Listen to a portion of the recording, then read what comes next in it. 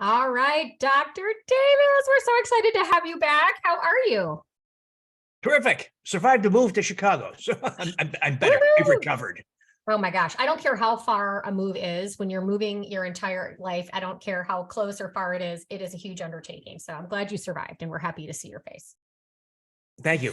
Yeah, so I mean, I don't honestly think you need an introduction to our audience, but just in case we do, just go ahead and give us the 3 to 5 minute backstory on Dr. How kind of how you landed doing what you're doing now in medicine, which is a bit controversial. Sure. So I started out very conventionally practicing what's called interventional cardiology, which is opening people's coronary arteries with stents and balloons and drilling devices, all that kind of stuff. But it was the death of my mom after her successful 2-vessel coronary angioplasty, sudden cardiac death, that really kind of drove home to me that what I trained for 17 years to do, 10 years of college, 7 years of medical training, was kind of silly, that it was really not the best way to manage this very dangerous disease. So I set out to find a way to identify people like my mom who are at risk of dying of heart disease or having heart attack and similar things years before it happened. And so that took me down a whole new path, this idea that let's identify people at risk for heart disease and death years before it happens. When you start to ask different questions, as opposed to, do you need a stent or do you need a bypass operation? You start to get answers to things. And so I learned many lessons along the way, good lessons, bad lessons, mistakes, blunders, all kinds of things. But it led to a set of strategies that really worked. You know, we've got to reject this ridiculous notion that cholesterol is the cause of heart disease. The tragedy of cholesterol and related things like saturated fat is that it took everyone's attention away from the real causes of heart disease. There are real causes that are easy to manage, but they're not managed by drugs. They're managed by nutrition and related things. And so one of the lessons I learned was that if you want to stop coronary disease, the progression of coronary disease, once you have coronary disease, even in its early forms, it gallops ahead dramatically and very quickly. So if you can stop it, well, I can tell you the statin cholesterol drug, we help publish these data. The statin cholesterol drugs do not stop it. They have virtually zero impact. Yet my colleagues have the gall to call that optimal medical therapy. High-dose statin drugs, baby aspirin, low-fat diet, exercise does not work. They do not work. They absolutely do not work. So what do you do, though? People freaking out because they have heart disease and scalloping forward. Well, one of the things you do is you can do lipoprotein testing, not cholesterol testing. And you'll see right away that the dominant abnormality is an excess of small LDL particles, not LDL cholesterol. That's the indirect, crude way of assessing it, but actual measurement of the particles in the bloodstream that cause heart disease. Small LDL particles and also VLDL particles, very low density lipoproteins. And it's very simple. What caused that abnormality and causes coronary disease? Wheat grains and sugars, period. You take wheat grains and sugars out of the diet, and you see if you're doing lipoprotein testing, not silly cholesterol testing, but lipoprotein testing, you'll see small LDL, for instance, drop from 2,400 nanomoles per liter, particle count per volume, to zero. It's miraculous. It's wonderful. You have incredible control, but you've got to do the opposite of what conventional guidelines tell you. That's the incredible thing. So that set me down a number of paths to really understand how to gain health. You know, healthcare has nothing to do with health. It has to do with that $80 million new wing they added for cardiovascular disease because it makes the most money for the hospital system and my colleagues. So we have to almost plug our ears when it comes to what we're told by healthcare systems and doctors and start to ask, is that really true? Is cholesterol really the cause for heart disease? Is a low-fat diet, rich and healthy, is that really the path to health? So you have to reject, start from ground zero and relearn all that you thought you knew in health. Yes. Okay. Wow. Like you definitely have allies in our live audience and in Laura and myself. I just have to say, this conversation is so hard to have with clients. It just, I mean, as a health coach, our scope of practice precludes us from diving into anything pertaining to medical diagnoses. And, I'm a really staunch advocate for staying in scope. So when my clients say things like, isn't all this cholesterol bad for my heart? And and I want to explain, well, actually, what we know about cholesterol, what we know about heart disease and inflammation, and I can't help but feel like I sound like I'm making it up. It's just so far off from the conventional wisdom, and it's so far from the generational understanding of heart disease. I guess my question is, as a health coach, I want to say, you know what, client, I'd love for you to go and get your particle size test, or your particle testing done. What kind of doctor is doing this? Because obviously the conventional doctors aren't doing it. Where do we direct our clients to try to find this, try to find a doctor that will help with this? Sadly, Erin, it takes a generation at least for my colleagues to catch up. We like to think of the doctors as talking to the scientists, keeping up to date with all the new information. They're not. Their information source, I know this for a fact, I practiced for almost 30 years. They get their information from the sexy sales representative in a miniskirt, Right. who's got nice, beautiful pamphlets and an offer to come to dinner or an all expense paid week in Orlando. That's how they're educated. That's sad. It sounds very cynical, but it's true. And so the idea that doctors are at the forefront of science is complete nonsense. And so we have to accept that mainstream doctors will not have these answers for the most part. So we have to turn to the people who, like us, have rejected conventional thinking, like functional medicine doctors, naturopaths, chiropractors. I'm grateful for these people because they recognize that the current paradigm for health, that is for every symptom there's a drug, Right. is absurd. It's ridiculous. And it makes a ton of money. That's the key here. If what we're doing is, it's not free, but it's damn close to free. Mhm. That is talking about nutrition and nutritional supplements, and the microbiome. These are simple things you can do in your own kitchen. And doesn't make tens of thousands of dollars, or now even millions of dollars, right? There are drugs now that cost millions of dollars per year. No joke. Wow. That's what pharma is all about. That's what healthcare is all about. It's about money. So we're going against the tidal wave of money. But I hope that as we, when you start to tell somebody, for instance, that cholesterol is not the answer to heart disease, that there are better ways, you can't accomplish that in one sitting. It's a process of educating somebody and saying, listen, I'm not setting you up for your angioplasty, for which I charge you thousands of dollars. I'm trying to give you the real insight to how heart disease or other conditions are caused, and that you actually have astounding control over your future.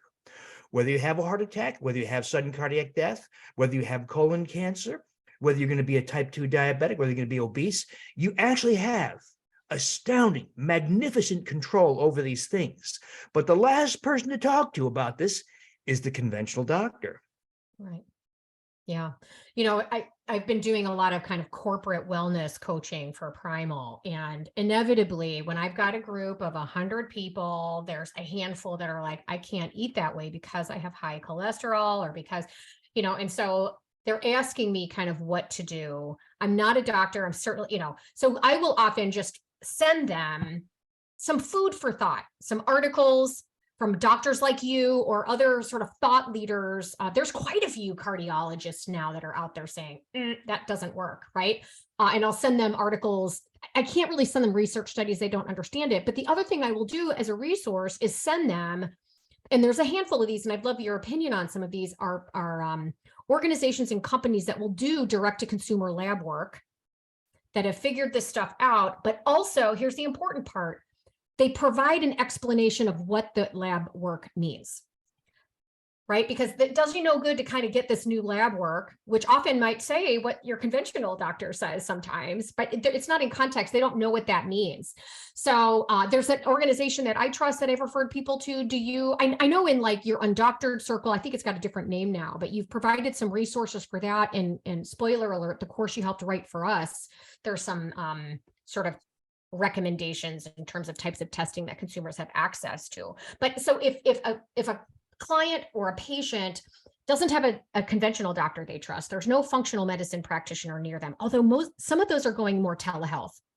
So doing some digging kind of on Dr. Google a little bit, looking for some functional medicine sort of telehealth situations, that might be more helpful. But in terms of like the average consumer, health consumer, I mean, what do you think in terms of the efficacy and the support that those kinds of options provide? So you guys know that we are up against, this is going to take a lot of work and a Yeah. long time. So we're not going to convince John Q. Public by next Tuesday that the current way of approaching health, including heart disease, is plain wrong. You know, 80 million Americans alone in the US take statin cholesterol drugs, 80 million. And it's had virtually zero impact on the incidence of heart disease, heart attacks, et cetera. In other words, if these drugs are as effective as they claim, that is 36 to 55% reduction in heart attack, which is not true, that's marketing, that is not the science. If that were true, we should have seen a huge drop in the need for angioplasty, stents, bypass surgery, heart attacks, emergency room visits, but we haven't. We've seen virtually no impact at all because the drugs barely do anything at all. Right. But they do make a lot. Imagine you invented something and it made billions of dollars every year. Are you going to expose yourself and say, you know what, it really doesn't work because you're making billions of dollars? But once again, the real tragedy of the statin cholesterol drug nonsense and cut your fat, cut your cholesterol is that it took everybody's attention away from the real causes of heart disease, which are so easy to identify and manage. And so, you know, your local hospital continues to do a huge bang up business in aborting heart attacks, dealing with heart failure, cardiac rehab, all the stuff that goes with heart disease. They're doing a great business because they failed to prevent the disease, because they counted on this absurd house of cards called cholesterol. But it's going to take a long time, a lot of work for all of us to undo the damage that's been done with 50 years of misinformation. So frustrating. Yeah. So is the answer then for a patient like that or a client that like that whose eyes really haven't been opened, right? They're still pretty like tentative or just scared to kind of go down the road we're talking about, which is this nutrient dense whole food diet of adequate protein, whole food, healthy fats, vegetables, right? They're afraid that those animal foods, that protein and that fat is going to cause issues. Is the answer more kind of meeting them where they're at and just staying with this whole food paradigm, but, you know, working with them to construct a diet they do feel comfortable with? If the idea of kind of going a different test and learning to try to trust another authority, I don't know. Yeah, you know, not everybody's going to be our friends, right? There are people who say, oh, you're full of crap. There's no way. My doctor says, you know, all that nonsense. Right. So it's education. It's not taking things personally. You're trying to undo essentially the brainwashing of 50 years, half a century from conventional sources who maybe were not evil. There's actually some good people delivering the wrong message. It's not all bad people like, you know, the executive pharma. Right. And just delivering information unemotionally, scientifically, and saying, you know what, I fear that your focus on cholesterol has kind of led you down the wrong path. There are better ways. I don't know if you know that, right? And we can identify the causes of heart disease. And it's relatively easy, but it means a different kind of look at how heart disease is caused. And a lot of these causes, remarkably, are worsened by conventional information, are improved by doing the unconventional. So if you're open to this, let's talk about it. And some people say, nope, I'm not going to listen. My doctor says I have to cut the fat and saturated fat, eat boneless, skinless chicken breast and all that nonsense. So you know what? We just can't convince everybody because it's too hard. It's 50 years of misinformation. Yeah. Gosh darn it. It's frustrating. It's very, very maddening. It's hard not to get frustrated, especially like, you know, you have aging parents. My dad is on every heart medication there is. And, you know, that generation, I just think especially really trusts their doctor. So I think maybe the path forward is hopes and prayers that future generations will start to come around. So Dr. Davis, we get the sense that cardiology, you know, it's not working generally. Conventional cardiology is not working. Now to me, when I think of Dr. Davis, I don't think of cardiology. I think of the human microbiome. I feel like you're an encyclopedia of, knowledge around the microbiome. How did you make the shift from cardiology into becoming a global leading expert and thought leader on the microbiome? Erin, it happened in stages. So the wheat belly insights, where I took wheat and grains out of the diet because of coronary disease, because I saw coronary disease galloping forward because of the small LDL VLDL problem that's caused by the amylopectin A of wheat. That's the carbohydrate unique to wheat and grains. You take wheat and grains out of the diet, and I was shocked at what happened. This goes back now about 15 years. You take wheat and grains out of the diet, and people say, I lost 43 pounds. I didn't even try. My waist shrunk by 6 inches. I don't know why. I'm no longer a type 2 diabetic. My skin rashes, joint pain, migraine, headaches, depression, are all gone. And I thought, what the? And it became clear also that modern life is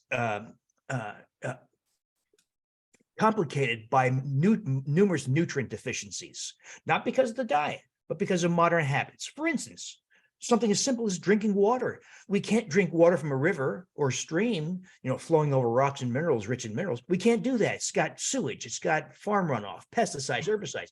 So we have to, the city we filter our water. Well, water filtration removes all magnesium. And so we're very magnesium deplete. And that has implications for heart disease, blood pressure, bone density, numerous factors. So we address the nutrient deficiencies common to modern life, specifically magnesium, iodine, omega-3 fatty acids, and vitamin D. And but even doing that, people will say things like, yeah, I lost 73 pounds, but I have 30 more to go and I hit a plateau. Or I was a type 2 diabetic. I did your program. My hemoglobin A1C was terrible. I was on my way to kidney failure and heart disease at a hemoglobin A1C of 11.7, which is terrible. Wow. It dropped to 6.1%. But short of ideal, which is 5.0, where all the excess risk of being a diabetic goes away. And they go further and address the microbiome, it drops to 4.7. In other words, it was that missing piece in the program. And the deeper you dig into the gastrointestinal, specifically microbiome, the more you recognize how, like diet, we have massively disrupted this thing in our gastrointestinal tracts, of 3 or so pounds of microbes living in our gastrointestinal tracts that have dramatic and powerful effects on your health, not just gastrointestinal health, but metabolic health, like blood sugar, weight control, what goes on in your brain, the internal dialogues we have, your mood, your dream content, the quality of sleep, libido, hormone levels, on and on and on. I cringe to think how little we knew when we did not address or recognize what a huge role the microbiome plays in human health. Right.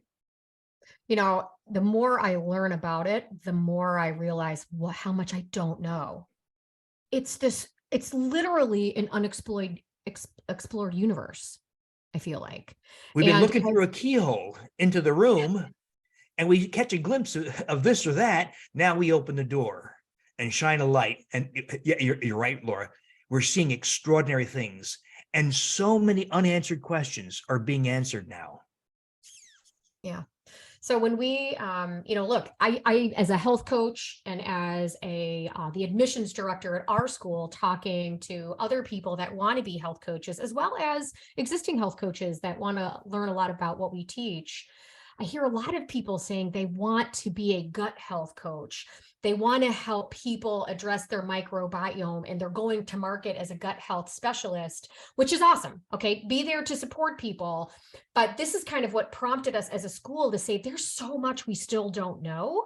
So go into this understanding that, but we wanted to bring to market something that was better than what we were seeing out there in terms of depth, and helping the student, the person that takes that course, realize the complexity of this and have a little humility here. Some of the people that I respect most, including you, are the ones that are the first to say, so here's what we know, but here's what we don't know, And so when we really were thinking about providing some sort of support for health coaches, and then thus the end health consumer, around what they can do that will address some of this stuff.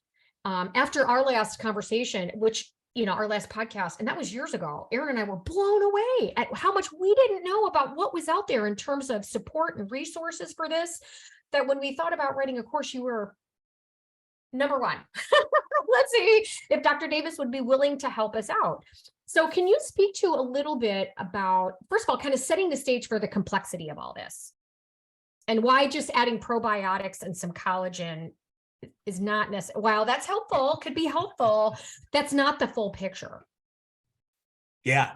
So isn't it funny that we thought the gastrointestinal microbiome, and by the way, virtually every organ has its own microbiome, and that's another whole nother conversation that's so important in a woman giving birth, for instance, the microbiome, the uterine microbiome, the vaginal microbiome, the urinary microbiome, the skin microbiome, the oral microbiome, there are microbiomes in virtually every part of the body. That's another conversation. But it's become clear that this thing we thought, the gastrointestinal microbiome, was just a nuisance because you took an antibiotic, had diarrhea for 2 weeks, and that was the end of it, right? It's this goofy thing, you disrupted the No, the gastrointestinal microbiome is extremely powerful. Some of the things I've been seeing.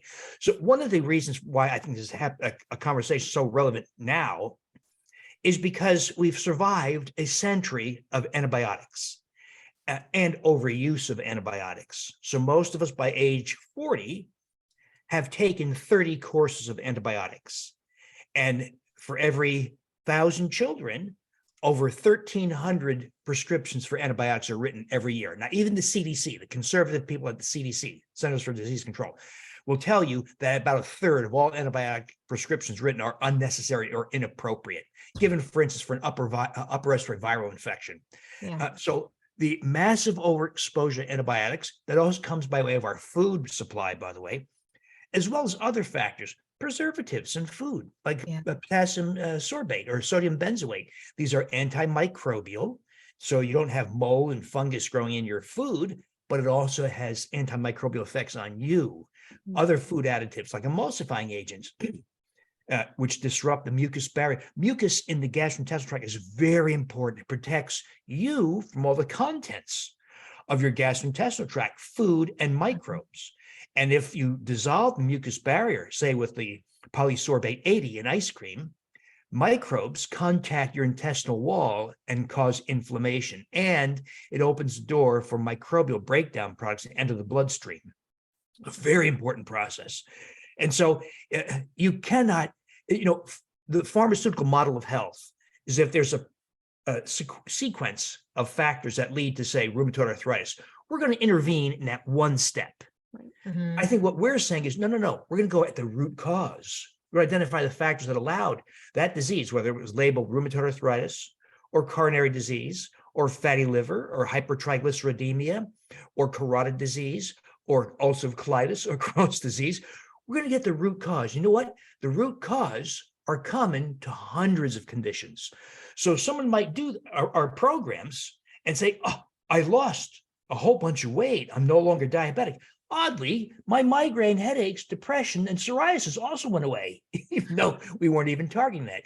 So when we get the root cause, you enjoy enormous side benefits. Yes. Awesome.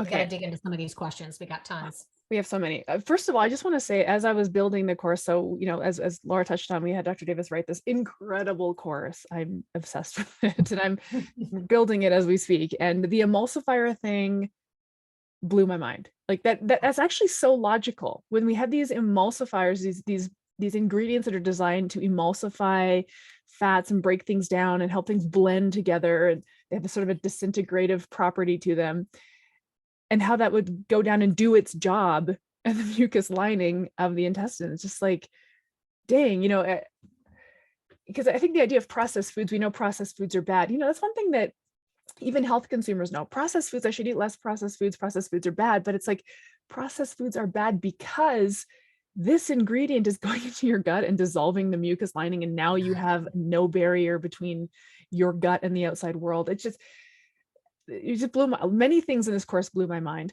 We have one chapter in the course, chapter 6. It's the disrupted microbiome and its role in human disease, and it's like, irritable bowel syndrome, inflammatory bowel disease, celiac disease, non-celiac gluten sensitivity, diabetes, overweight, obesity, autoimmune disease, neurodegenerative disease, cardiovascular disease, like list and list and list and list. And there is one line in this curriculum that to me was just encapsulates everything, which is health coaches. The root cause of most of what your clients are dealing with probably is down in the microbiome somewhere, When I say down, it's not even just the gut. It's the entire GI tract. It's every possible microbiome is disrupted, skin, vaginal, urinary, breast is a breast microbiome. Didn't know that, learned that in the course as well. So it's a lot. I guess what I'm getting at is this is very vast. And we have a lot of questions from coaches who want to get granular into what about this scenario? What about that scenario? Are you open to some scenario type cues from our audience? Sure. I'll just make a quick point, Erin, and that is it can seem overwhelming at first. Yeah. All these new crazy names like Saccharomyces and Clostridia. Mm.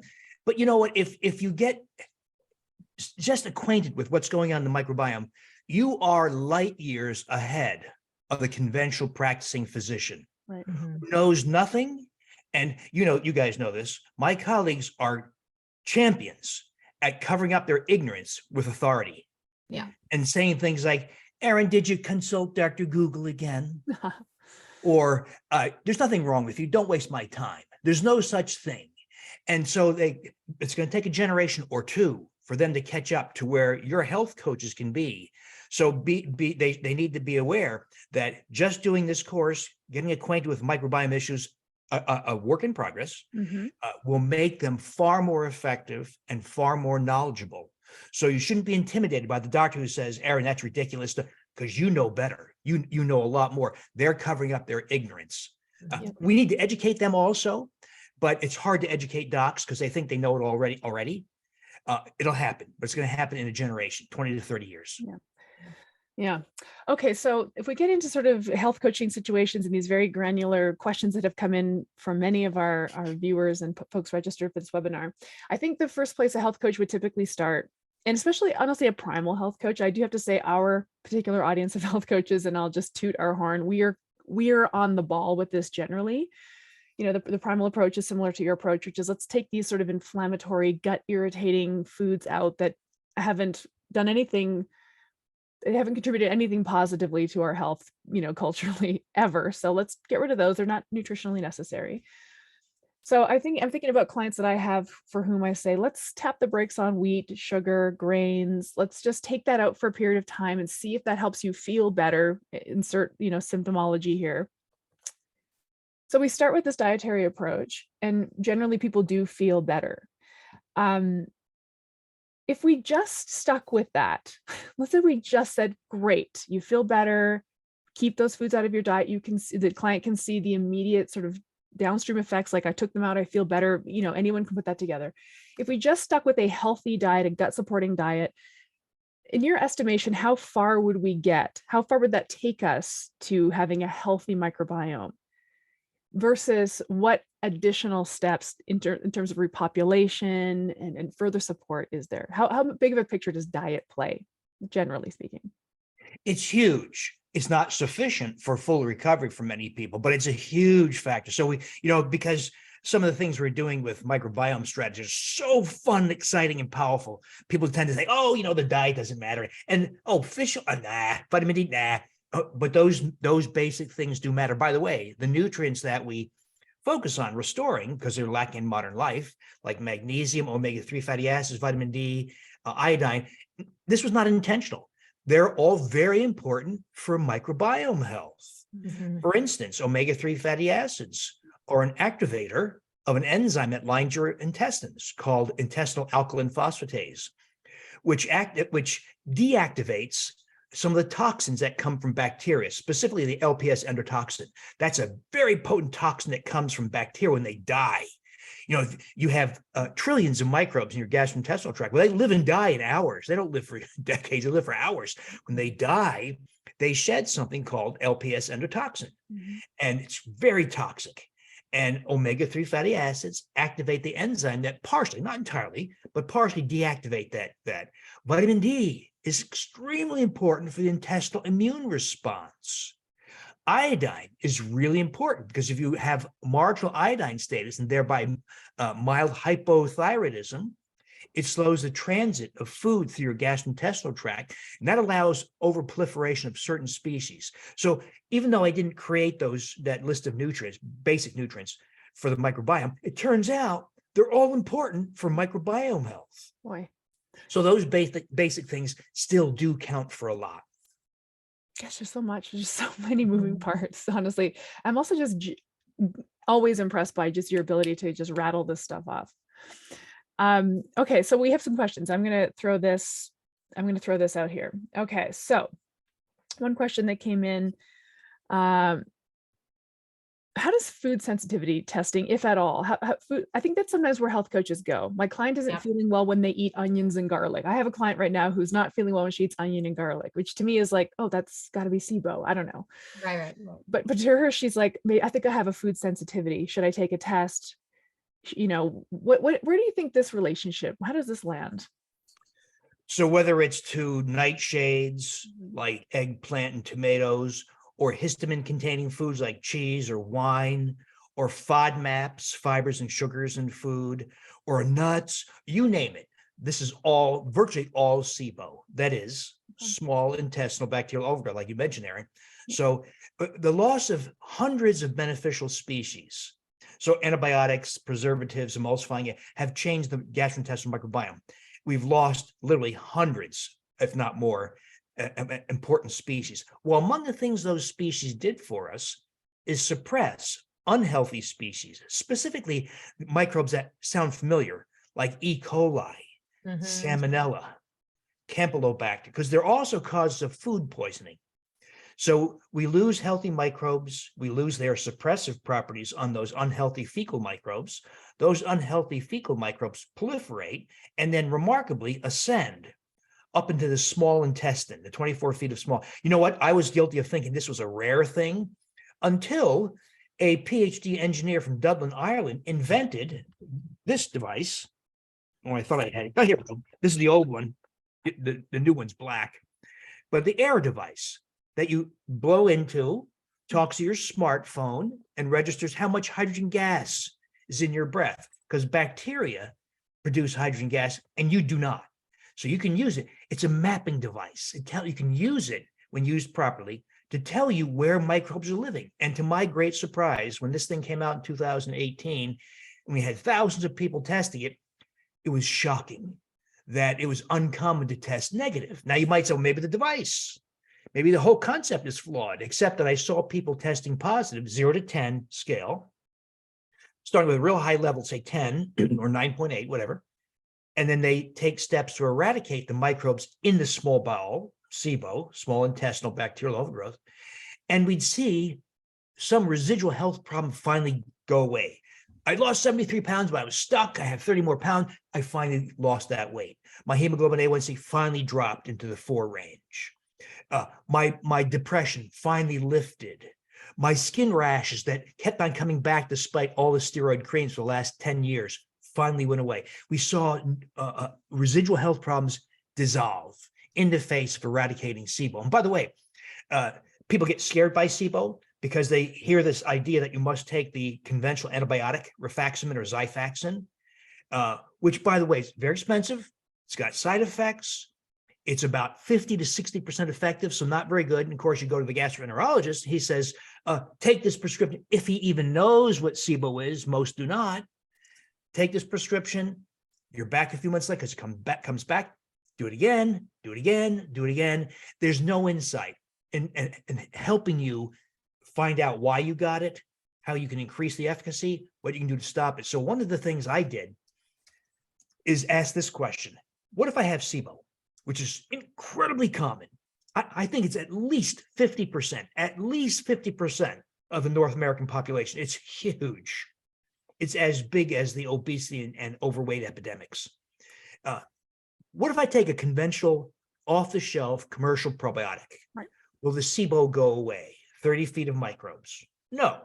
You might have a reduction in bloating or diarrhea temporarily, but your SIBO, the 30 feet of microbes, won't go away. So I asked some different questions. I asked, what if we chose microbes that colonize the upper GI tract, that's where SIBO occurs, Mhm. and produce what are called bacteriocins. These are natural antibiotics effective against the species of SIBO, the fecal microbes. So I created this yogurt. It's not yogurt. It looks and smells like yogurt, but it's a fermentation vehicle. And we let it ferment for a long time. So we get hundreds of billions of microbes. We did something called flow cytometry on the yogurt. You get about 300 billion microbes per half cup serving. So I chose 3 microbes, the BNR17 strain of Gasseri, the 6475 strain of Reuteri, and Bacillus coagulans. We have to, when we play with microbes, you have to pay attention to strain. As an illustration, all your listeners have E. coli. We have E. coli in our guts. What if you ate lettuce contaminated by cow manure and E. coli? Well, you can die of that E. coli. Same species, different strain. So we have to pay attention to strain. It's tedious, cumbersome, I know, but you pay attention to strain and you have greater chances of having effective results. So we make this 3 microbe yogurt. So far, anecdotal, we have not performed the clinical trial yet. We will. 40 people who've done this, 90% have converted to hydrogen gas negative using the air device. It's yogurt. If I said, hey, Laura, if you want to get rid of your SIBO, you have to take your colon out. Right. You better be damn confident of what you're doing. But what if the solution could be something akin to yogurt? Right. We don't have to be quite so confident. And what I stumbled on by doing this is not just a solution to SIBO, and by the way, to recurrences of SIBO, we're also replacing microbes that you've lost, that you were supposed to have all along. Very important species. So if we looked at primitive people, hunter-gatherers in New Guinea or the Brazilian rainforest or the Tanzanian savanna, they all have Reuteri, for instance. If we sequence the microbiome of a gopher or raccoon or a deer or a moose, they all have Reuteri and Gasseri. And so what we're really doing is replacing microbes we've lost. And I think it's the loss of those microbes that's probably a big part of the reason why SIBO is now epidemic. Yeah, that's the So- keystone species. That it's not just that we have an overgrowth of other things, we've also lost our keystone species, that bigger picture. So, and what I'm hearing, tagging back to Aaron's question, is the food sensitivity test might be telling you what you're reacting to, but you're reacting to them for a reason. It's not just, because it's not really an allergy, right? It's like, why am I sensitive to it? And it's lies in the gut, and kind of what is it? What's inherent about that kind of food? Is it the type of sugar? Is it the type of starch? Is it, what is it that's in that food that the gut is responding to and causing that inflammatory response? If we told our grandmas that we have all these food sensitive, people say, I only can eat 4 different foods. Every other food causes adverse reaction like diarrhea or headaches or vomiting. Your grandma would say, you're nuts, right? This does not happen. So it's a modern phenomenon. There's nothing wrong with the food. There's something wrong with you. Yeah. And that is, you have SIBO, you have increased intestinal permeability, and you've generated an immune response. So you could do food testing, IgG food testing, and identify those foods. You could eliminate the FODMAPs or the nightshades or the histamine-containing foods, but you've not addressed the underlying cause, and that is loss of healthy microbial species, proliferation of unhealthy fecal microbes that cause the food sensitivity. Because I've seen this now countless times. You address the SIBO, you can eat all the FODMAPs, nightshades, histamine-containing foods you want. Yeah. So if you're getting these foods that keep popping up on a food sensitivity test, can you find the common denominator amongst those foods? And perhaps a low FODMAP diet from a symptomatology standpoint helps the client feel better while you treat the underlying cause of SIBO by making that's reasonable, Laura. Yeah. You can eliminate the foods temporarily that seem to provoke symptoms, and then fold them back in, maybe in small quantities at first, to see whether it can be a nice little test for you. Yeah. If you spend a month, say, eating what I call SIBO yogurt, that's the 3 microbes, proliferate to high counts, you do that, and now you eat a little bit of, let's say, cheese or eggplant or tomatoes, whatever, and I don't respond. That's good evidence to you that you've eradicated the SIBO. Yeah. Also, and what a phenomenal I'm sorry, Aaron, I just kind of want to put a fine point. What a phenomenal, empowering conversation to have with clients saying, look, you don't have to live on this super strict diet forever. Right now, we're doing this to remove the symptoms so you can live your life. But we're going to be working on rebuilding the integrity of your gut microbiome so that we can then add more variety down the road rather than having clients faced with like, I'm never going to be able to eat a tomato again. I love tomatoes, or whatever it is. But from a coaching perspective, this like as a client, if I was that client, and if it meant that I was taking those out for 6 months while we tried to help fix my gut, if that meant that I might be able to actually have salsa again or tomato sauce again, I would absolutely do it. Yeah. And of course, kids are having a real problem, right, with these food intolerances. Yeah. This is not natural. It's something that modern life has created. Yeah, I think that it's exciting to springboard off what Laura was saying, because this is in the realm of the health coach. We're running an experiment. We're going to run this experiment for a period of time, and then we're going to run a different experiment where we try to bring this food back in and just see what happens. So there's the self-efficacy, the empowerment of the empowerment of the health consumer who finally feels like they have some semblance of control of what's happening in their body. But also this is within the realm of the health coach, branching out, doing food experiments. Okay, so the big questions we're getting everywhere, there's two big ones. Okay, the first one is, so what you're saying is probiotics are pointless. Probiotic supplementations are pretty much pointless. Because I do feel like this is a good question just to kind of quickly close the loop on, because I think it's one of those supplements that health coaches really lean on, because it's generally not harmful, might as well. But it's sort of like, is there any utility to commercially available probiotics, or should we honestly, and just like your honest gut opinion, should we just kind of maybe pump the brakes on even recommending it at this point, because it's kind of like not helping that much? That's the first one of these two common questions. What do you think? What's the official stance on like conventional probiotics? So I call the current crop of probiotics 1.0. It's the first generation of probiotics, which are essentially haphazard collections of microbes. Oh, Bifidobacterium longum seems good, throw it in. Lactobacillus gastricum, throw it in. They're haphazard collections, and they do have some benefit. They do increase mucus production in the intestinal tract. They do help suppress temporarily some of the unhealthy microbes.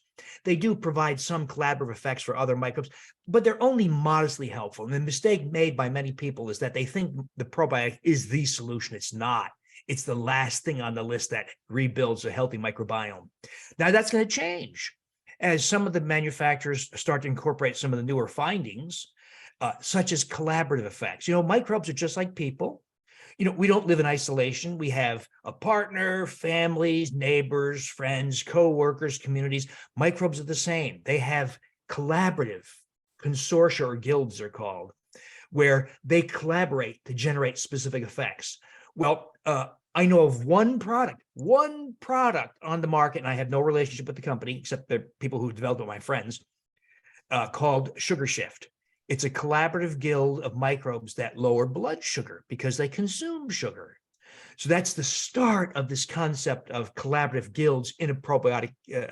Now, the dark side of all this is because the probiotic market's become so competitive, there's also a lot of gimmickry going on now too, such as things like, oh, you must take soil-based spore-forming microbes. That's nonsense. That's fiction. Somebody made that up. Not to say there aren't soil-based spore-forming microbes that are beneficial, like our friend Bacillus coagulans, very beneficial. Bacillus subtilis, very beneficial. But to say that all the other microbes are, that's nonsense. Or double encapsulation, so that the probiotic doesn't release until it gets to the colon. That's not a good idea, because if over 50% of the U.S. The North American population has small intestinal bacterial overgrowth, you want release in the small bowel. So there's a lot of gimmickry going on. It's going to improve in coming years, but right now we don't want to over-rely on a probiotic because they're only modestly helpful. Cool. Great. There we go. Now, the second most common question we're getting, and I've been chatting in the chat with people about this, that this is a loaded question. As many things are.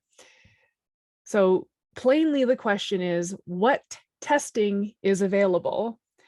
And I think if I'm interpreting this question, it's people are thinking stool testing, because that's what we always associate with the gut. But what we know now is, the air device, for example, for the upper GI, stool maybe for the lower GI. You have a lot of information in our course about the limitations of testing, because there's entire parts of the GI tract that we really can't test simply, So if you could broad stroke, what tests are available to the consumer that health coaches can encourage their clients to go and get?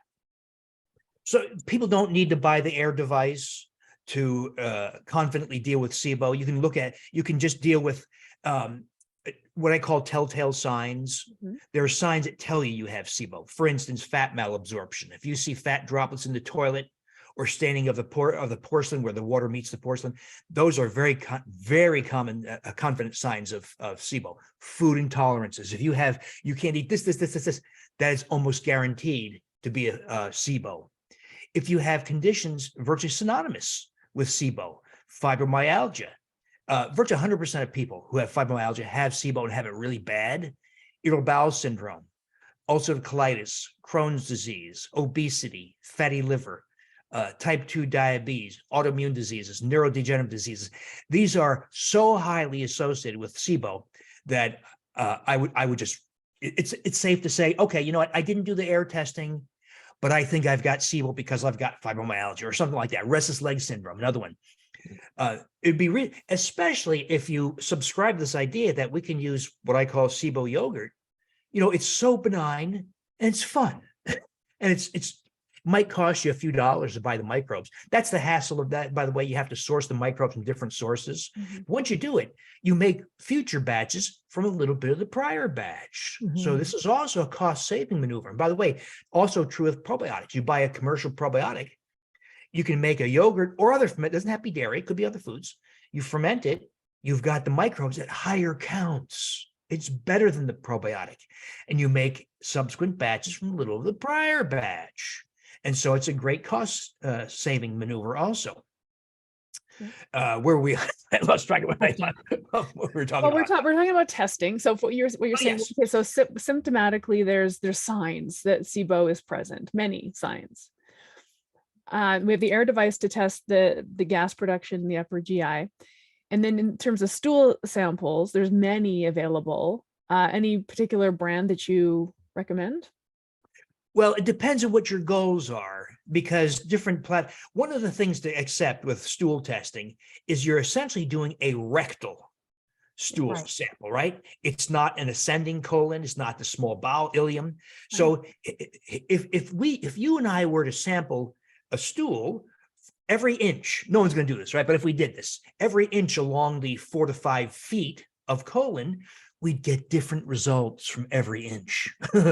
So my friend, Dr. Raul Cano, 40-year academic microbiologist, he did something wacky. It's impractical, right, to sample every inch along the colon. So he did something else. He did full bowel movements and homogenized them and then analyzed the complete bowel movement. And it's completely different than what you get from a rectal sample. That is the one you get when you go number 2 in the toilet. We in our own little community, one of the participants submitted 4 from the same bowel movement to 4 different testing companies, got 4 different results. There was some overlap, but there are 4. So we have to accept that stool testing is imperfect. Ideally, what we'd have is location specific. Right. And you can't, of course, identify SIBO by stool testing because that's a small bowel process, and what you're doing is a rectal test. So we just have to accept that there's major deficiencies in stool testing. Not to say you still can't identify some useful information, like the percentage, for instance, of Akkermansia or Faecalibacterium. So there is still useful information. Some of the basic tests like GI map, GI effects, those are still helpful, even though they're limited in how a lot of those tests only go to genus, not species. So they can say things like, oh, you have lactobacillus. Right. Well, which ones, right? But sometimes you don't have to know that. If you do want to know that, let's say you're doing Lactobacillus gasseri yogurt or some other fermented food. You want to know, has it taken up residence? Do I have a substantial amount? Then you need something that goes down to species and even strain, like Gutzoomer or Thrive. That goes down to species and strain. So it depends. These are all listed in the course, of course. Use this test for this, use this test for this. But the basic tests that are widely available, like GFX, GA-MAP, and some others, still are useful. They also offer what are called physiologic markers. That is, they tell you whether you have fat malabsorption, protein malabsorption, whether you have pancreatic insufficiency, undigested food, measures like calprotectin, which is a reflection of inflammatory response in the GI tract. So they can be very helpful, but you just have to accept from the start that they're very, very limited in reliability. Yeah. I mean, it sounds to me like all of these various testing options kind of give us a piece of the pie. They don't give us the whole thing. And I guess if you have the financial resources to put all the pieces together, awesome.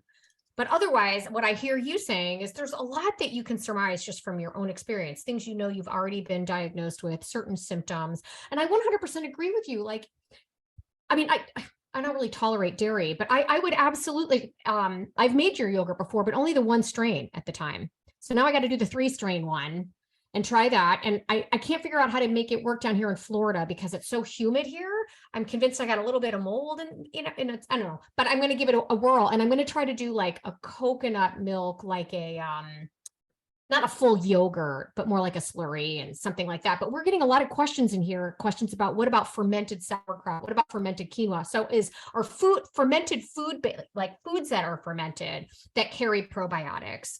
Do you have any ideas to whether they're more effective, or is it, so first of all, yes or no? And if it's yes, is it because that food-based medium, like the yogurt, allows you to get a higher concentration of the probiotic, not the species? So the yogurt is more useful for targeting specific species. Yeah. So if you say, and by the way, you can treat this like going to a restaurant. If you go to a restaurant and the waitress hands you a menu, you don't freak out and say, I can't possibly order all these appetizers and main dishes, right? You pick and choose the dishes you want. Same thing here. If you want smoother skin with loss of wrinkles, or restoration of youthful muscle and strength, or increased libido, or deeper sleep, let's ferment Lactobacillus reuteri. If you want to shrink your waist, put aside diet and exercise, let's ferment Lactobacillus gasseri. If you have a new baby, you want that baby to have improved neurological development, sleep through the night, fewer bowel movements, fewer diaper changes, less likely to have asthma, type 2 diabetes, and obesity. Let's ferment Bifidobacterium infantis for that child. In other words, you can choose the microbes, and that's the usefulness of these yogurt fermentations. Yeah. But Laura, you raise a very important question. One of the most important things anybody can do is use fermented foods. The curious thing about fermented foods, whether it's kombucha, kimchi, kefirs, yogurts, fermented veggies on your kitchen counter, is that the microbes that ferment, if you rely on the microbes resident on a vegetable surface, like a cucumber or a tomato, those are species like Pediococcus pentasaceus or Pediococcus acetylacticide or Leuconostoc mesenteritis. I know these names are crazy, I know. And of course, the microbiologists have changed the names too, even more confusingly, but Lactobacillus plantarum. These are microbes, for the most part, that don't take up residence in the GI tract. So they're foreign, but they have this peculiar ability to cultivate the proliferation of other healthy microbes that you need. No one knows how that happens. Are those healthy microbes quiescent in small numbers, and the passage of, say, Leuconostoc and Pediococcus somehow allows them to bloom? Nobody knows, but it's become clear that fermented foods are this wonderful, underappreciated thing in your diet. And it's virtually no cost. If you want to ferment, say, cucumbers or tomatoes on your kitchen counter, it's the cost of the vegetables, filtered water, and some non-iodized salt. And you do it yourself on your kitchen counter. It's very easy. People are frightened of it. They think it's rotten. It's not rotten. So it was the introduction of home refrigeration that essentially did away with fermented foods, even though your great-grandmother fermented foods all the time. So it's in a lot of ways, a lot of what we're doing here is going back to old practices that worked and that people were accustomed to, but as modern people, we don't do anymore. I love that. Okay, so this is really, there's so much powerful information here, but just to circle back to the question of testing, it does sound like the symptomology is the way to go. So I think the next few questions we can just do like word association sort of style, just to get through them quickly. But I'm thinking of my client with SIBO, and every client I've had over the years, hundreds of them, where I've put them on some kind of elimination protocol to get to the root cause of symptoms, to help them feel better. And the question always is, and we had this question pre-submitted, which is like, how long does it take? So if we say to a client, I want you to eliminate nightshade vegetables for a period of time, what period of time? Because I mean, like an autoimmune paleo protocol is something like a 6-month, somewhere up to 6 months of elimination, and then this methodical reintroduction. And now you're looking at years of life. What do you think? I know that's a hard question to answer, but can we get that done? Can we kind of clear the decks in a couple of weeks and then branch back into reintroduction? What's your hunch? It really depends, Erin, on the path you choose. So if you choose rifaximin, you can reacquire tolerance typically within a couple of weeks if it works. The 50% or 60% of people in which it works, for whom it works. There's only 2 herbal antibiotic regimens that have been at least somewhat validated in clinical trials. That's the Candibactin AR, BR, or the FC-Cidal plus this biocide. Those 2 have been looked at. They do work. I've used many times prior to SIBO yogurt. They do work. I think they're superior to rifaximin, and that was the results of that clinical trial from Johns Hopkins. That is, rifaximin was put up against those 2 herbal antibiotic regimens, and the herbal antibiotic regimens outperform the rifaximin. So that's a couple of weeks typically. With the SIBO, we're doing it for 4 weeks, but some people have it so bad. So the person who says something like this, oh, I've taken antibiotics for years because I had acne or I had some other reason to take chronic, and I have multiple food intolerances, chronic diarrhea, abdominal pain. They do an endoscopy, colonoscopy, say there's nothing wrong with you. Do you want an antidepressant? Right? Yeah. Those people can take months of whatever you choose, like the SIBO yogurt. So it can vary. I don't know how to identify those people ahead of time, aside from their history. But we're talking about a yogurt. It's not in other words, let's ask this: what are the side effects of the SIBO yogurt? Your waist shrinks, your skin is smoother, your sleep is deeper, your libido goes up, you get restoration of youthful muscle and strength, your bone density is preserved. In other words, it's not like a drug where you have liver failure and opportunistic infections. No, you get all these, by the way, youth preserving or age reversing benefits. Right. And so I regret calling it SIBO yogurt. It makes it sound like it's a drug or a treatment. It's really a restoration of microbes you lost that you should have had all along, that remarkably, to this day, guys, I'm astounded at, for instance, what Lactobacillus rhodori can do for you.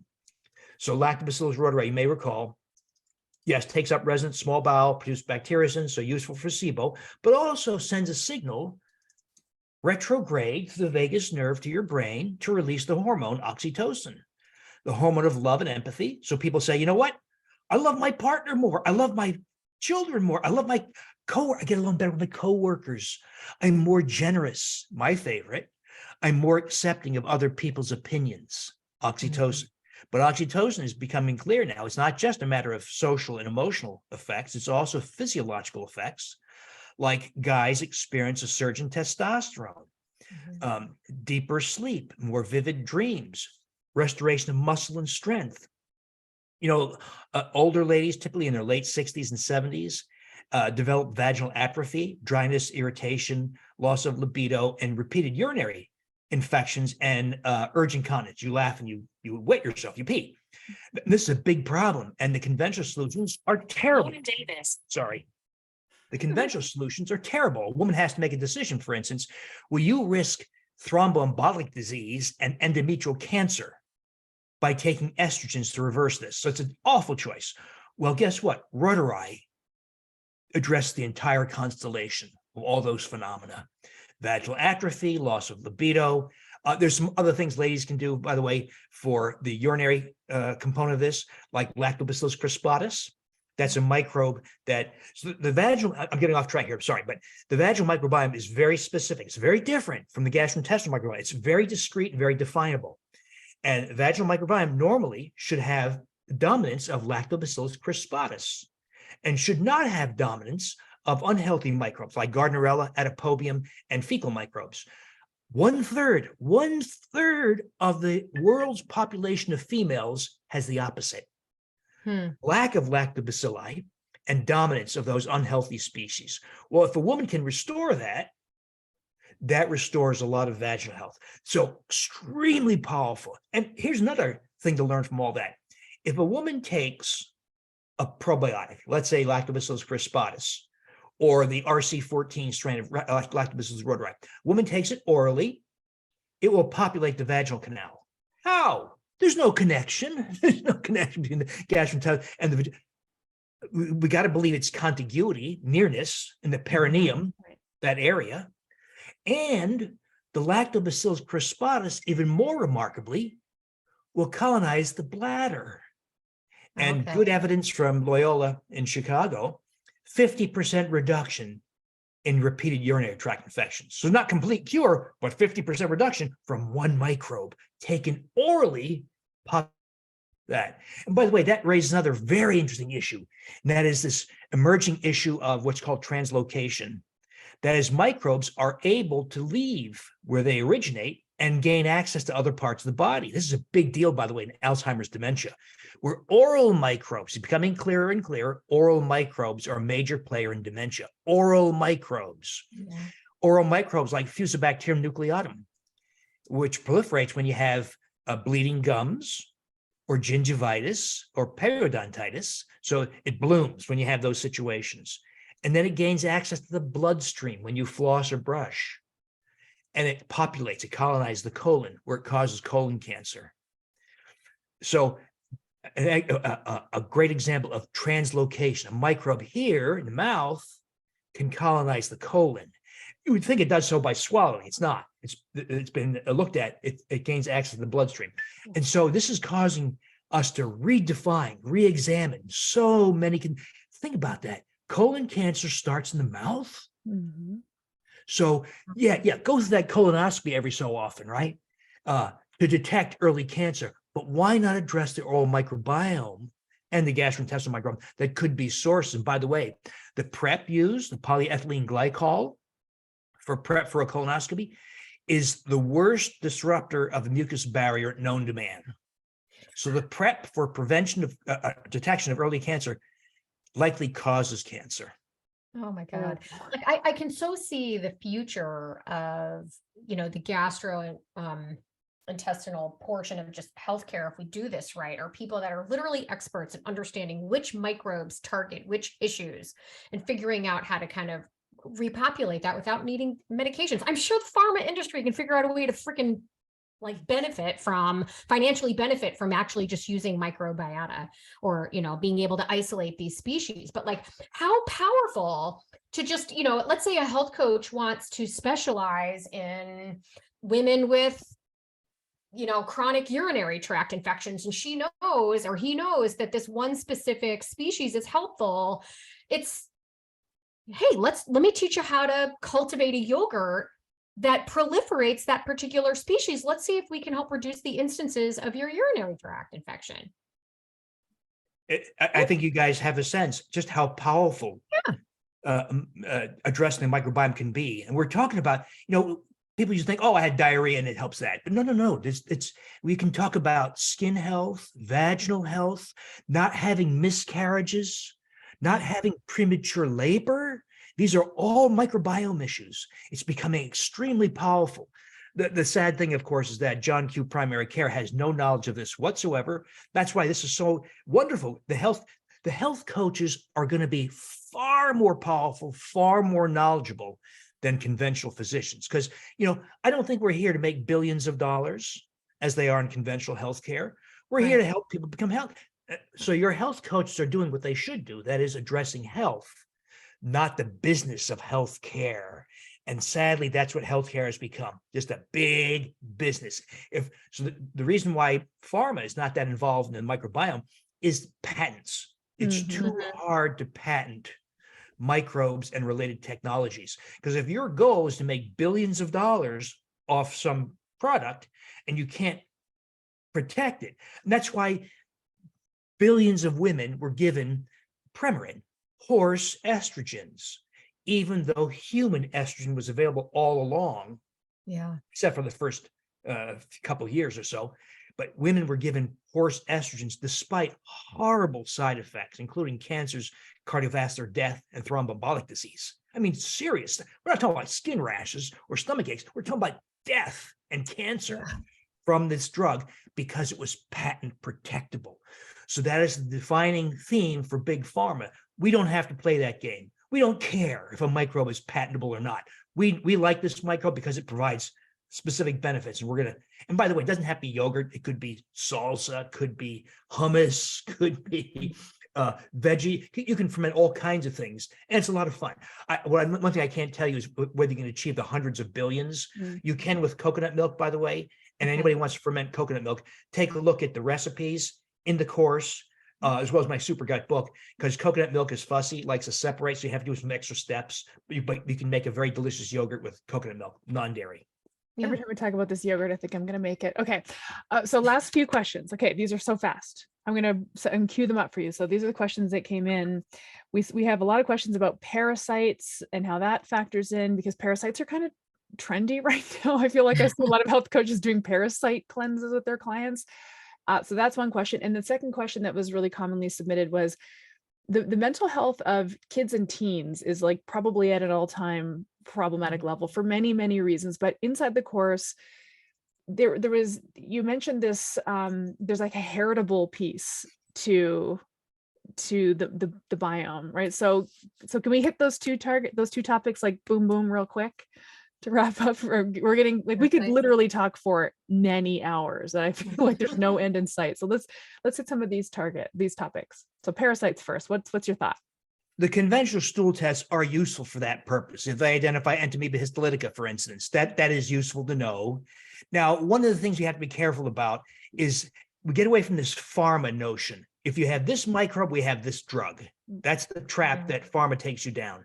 I would instead view it this way. It depends on the microbe, of course. It depends on the parasite. But for many parasites, the solution is not this antibiotic or antifungal or antiparasitic for that organism.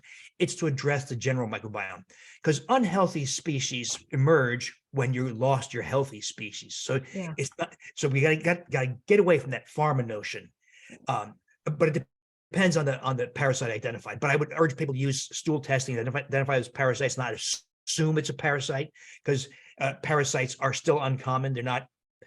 SIBO is much more common. You're going to get a lot better results as focusing on SIBO and colonic dysbiosis. With kids, a lot of kids have been raised. You've heard these stories. My daughter won't eat anything but macaroni and cheese. Yeah. Well, that child has a very bad future ahead because they have massive disruption of their microbiome. They likely have SIBO, and they're likely going to have behavioral, psychological, and neurological side effects down the road. So everything we talk about with adults applies at least as well to children. I mean, bariatric surgery for children now, according to the Academy of Pediatrics, really? No. You can do so much for kids. And so all the things we talk about with adults apply equally well to children. Now, when we get down to infants, that's a little bit different conversation, like that Bifidobacterium infantis. That's the dominant microbe in an infant, particularly during the first year. It can occupy as much as 70, 80, 90% of all microbes. It becomes the dominant microbe because that's the microbe that helps a child digest the human milk oligosaccharides in breast milk. If that child does not have infantis and mom is breastfeeding, that child will still not have full development, proper development, neurologically and emotionally, because that child needs both. It needs the human milk oligosaccharides in breast milk, by the way, virtually absent in synthetic formula, and it needs the Bifidobacterium infantis to metabolize the human milk oligosaccharides.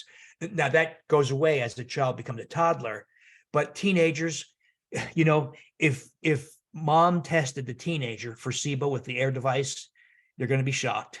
They are because they do goofy things, right? They only eat pizza, they drink soda, they have Slurpees, they eat too much candy. In other words, it only takes about 3 days of over-consuming sugars to generate severe dysbiosis and SIBO. 3 days. Wow. Oh my God. I just think back to college when my college roommate lived on, she had Everything bagels with cream cheese and Doritos stuffed inside. Like that was lunch for her. I know, but this is, when you grow, I mean, I see it all the time. And what really makes me angry is when I see parents who feed themselves well and they feed their kids trash because it's easier, because their kid I don't like the healthy food. I just want them to eat. They're better off eating this than nothing. Actually, quite frankly, no, that might not be true, actually, right? Let's find something they do like. I'd rather they eat nothing but apples than nothing but macaroni and cheese, boxed macaroni and cheese. So, I mean, there's just so much we can dig into. And what I'm hoping, our audience is taking away is how complicated this is and how important it is to come to this with some humility, understanding we're learning new things all the time, but that this course is aimed to address some of these complexities as best we can through the mindset and the sort of scope of a health coach. But I have yet to see a course on the market. I haven't seen all of it, but Erin, I've kind of peeked at like a couple of chapters here and there that are in there.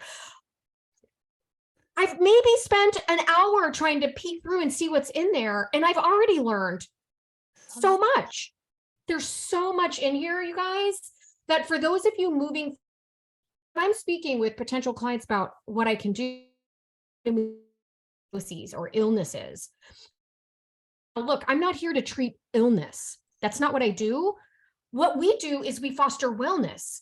And what I have found from client to client is the more focused they are on behaviors and choices that make them well, illnesses fall away.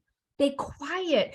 That kind of thing. So as health coaches, it's using these tools as a way to have conversations about wellness and health rather than keeping them stuck in their disease, mentally, psychologically, and all of that stuff. That victimness, I'm going to be a wellness warrior and I'm going to fight every day to be well.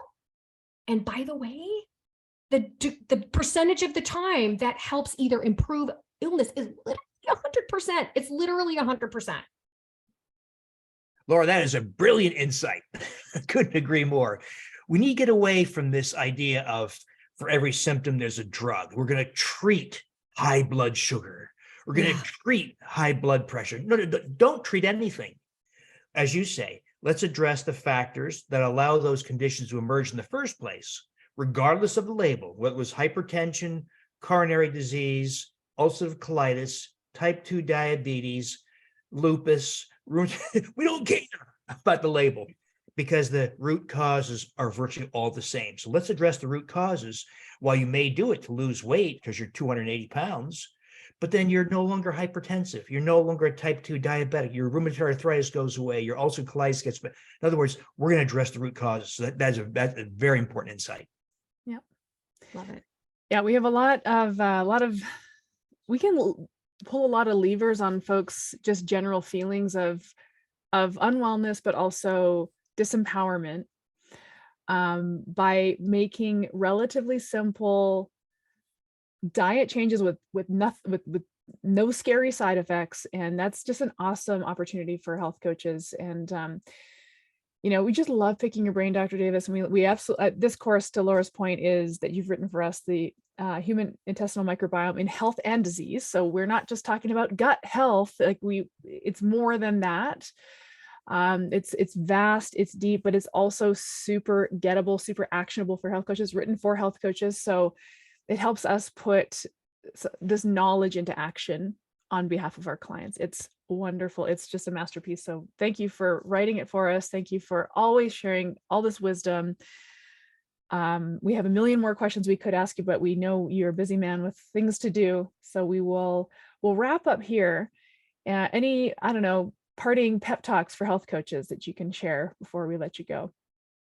Don't let it overwhelm you. Recognize that you have a set of tools that are astoundingly powerful. It may not make sense to John Q Primary Care down the street, but you have astounding, that's a work in progress. So one of the things we have to accept is that the need for continual education. So your education doesn't stop at this course. This course gives you solid grounding and understand what this thing is in the microbiome. But we're not that far away from this world where you say, you know what, I want to lose 140 pounds. We start with the microbiome. I don't want to be a type 2 diabetic anymore. We're going to start with the microbiome. I don't want to have this autoimmune disease or this food and talk. We're going to start with the microbiome. But that's how powerful this world is becoming. Amazing. Oh my gosh, I love it. Dr. Davis, thank you so much. People will be able to learn all about this in our course. It's going live in a couple weeks. So jump in. There's going to be some sort of early bird kind of pre-order special. So, give us a call, shoot us an email, take a look at the website, primalhealthcoach.com, but they can also just find you. Where can people find you? So my kind of umbrella website is drdavisinfinitehealth.com. I've got several thousand blog posts. We have a discussion forum where we talk and share lab results, for instance. I have typically once a week, a couple hours, a live Zoom like this. And we talk, last night I did it. We talk over all kinds of stuff like the yogurts and other aspects of the programs. And of course, the Super Gut book, most recent book. So my intention is to help people regain health, because sadly, it's not coming from the healthcare system. Yeah. I bought the Super Gut book, got through the first couple chapters and spoke to a friend of mine who needed it more than I did. And I gave it to her. So I haven't finished it. I have to get myself another copy and I will, but I'm also going to go through this course. And just thank you so much for your contribution and for believing in health coaches. Yeah. Being a practitioner, a licensed doctor that believes in the power of health coaches, for that, we can't thank you enough. Thank you, guys. My view is health coaches are the future. We agree. All right. Thank you.